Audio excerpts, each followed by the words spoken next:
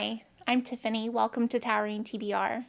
I have been churning through so many new releases, and I can't wait to tell you about them. I'll let you know which ones were good and which ones you might want to avoid. I have already done a rapid reads new releases for science fiction and fantasy.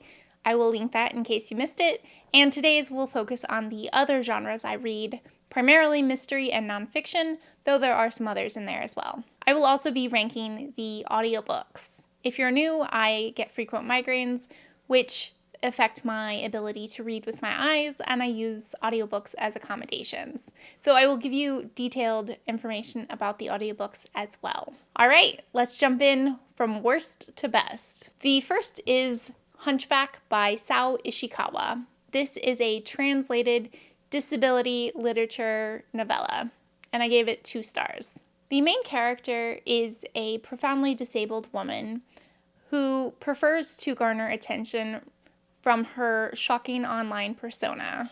Ironically, it was my chronic illness and persistent nausea that made this book so difficult for me to read. I gagged over some very visceral scenes. It is also incredibly sex positive, as she works as an erotica author, but for multiple reasons, I didn't enjoy this book. Atmosphere by Jenkins Reid is a sapphic romance, historical fiction, space disaster, and I only gave this 2.5 stars. The audiobook did have 2 separate narrators for each of the lead's voices, which helped differentiate the 2 main characters.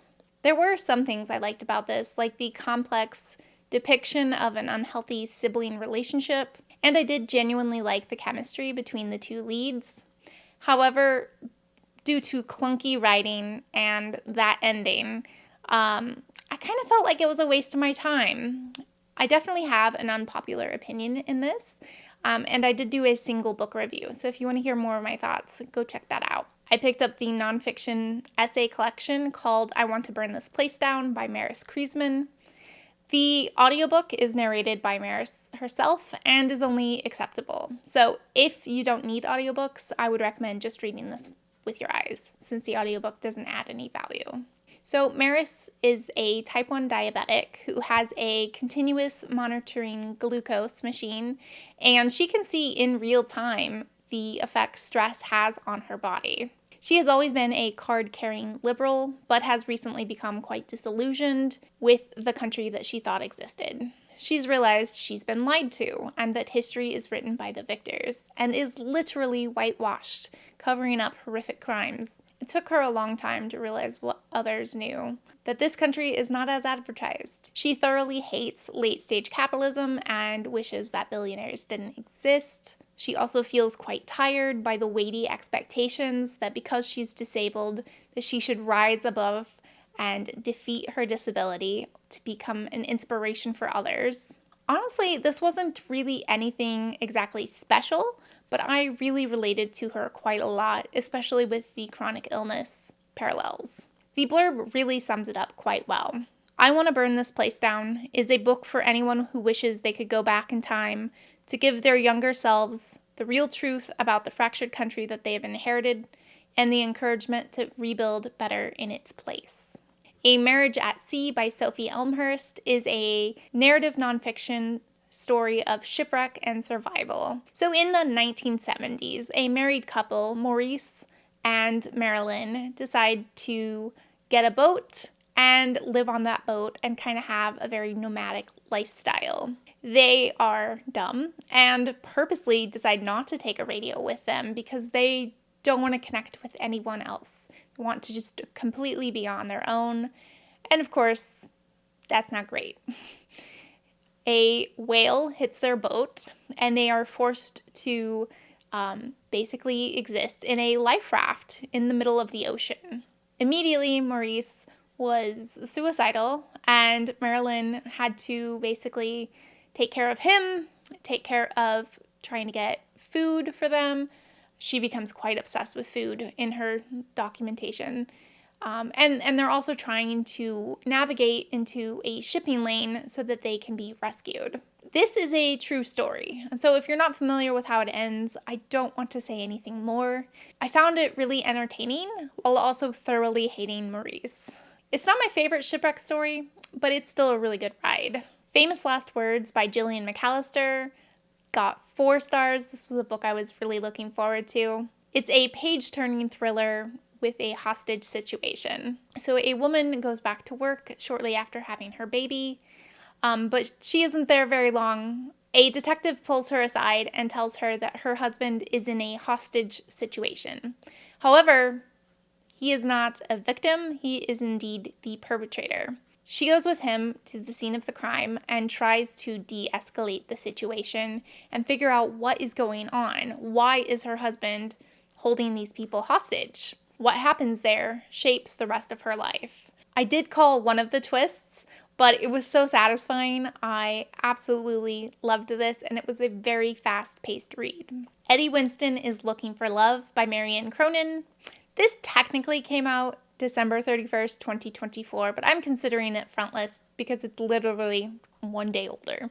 We are following 90-year-old Eddie Winston. He works part-time at a charity shop and one day meets a young woman who comes in to donate her dead boyfriend's items. He decides not to price them out, to hide them in the back in case she comes back because she regrets her decision.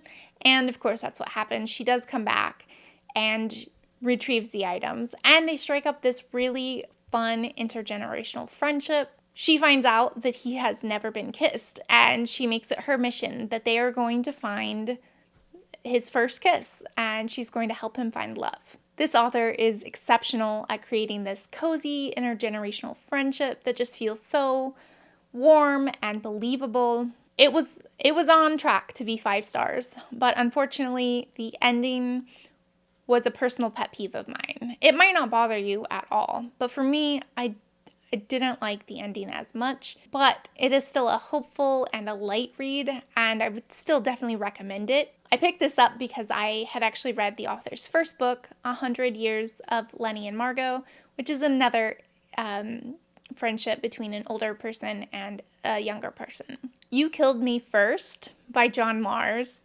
This is a fast-paced thriller with uncovering some terrible secrets. And this is a full cast audiobook that I thought was great. The book opens up with a woman discovering that she has been put inside a giant bonfire that is going to be lit for Guy Fawkes Night.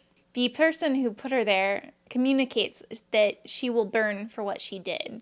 We then go back several months and focus on 3 women in the same neighborhood. We don't know which of the 3, if any, are the victim or the perpetrator, but we slowly uncover these secrets, and I nearly got whiplash. There were so many twists and turns. I loved it. I highly suggest it if you are wanting a fast-paced, intricate thriller. And lastly, we're going to talk about a 5-star book, one that utterly surprised me. I had no expectations for this book, and I loved it to pieces, and that is Matchmaking for Psychopaths by Tasha Coryell. This is a very humorous thriller. On Lexi's birthday, she goes to a restaurant to meet her fiancé and her best friend under the guise that they're celebrating her birthday. However, they didn't remember her birthday, and they are there to tell her that they're having an affair and they're both essentially dumping her. She is knocked down quite a bit. This comes very much out of the blue. And so she decides to throw herself into her work.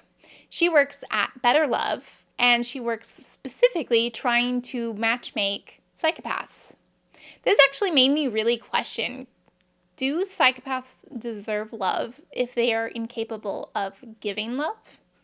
I don't know. So she throws herself into her job and is able to make a new best friend through her connections. The story went in a lot of unexpected places, and I just had a blast. This was a fun, fast ride. She has one other book, and I've immediately added it to my TBR. Her writing just really worked for me. So it seems like maybe I'm in my mystery era. I don't typically read very many mysteries, but I've definitely been wanting some faster-paced books to kind of head off some slumps. What is the best new release you've read so far? Are there any that you're still looking forward to that are going to come out this year? Are you going to pick up any of the ones I talked about here? Let's have a chat down in the comments below. Thank you so much for joining me. Bye!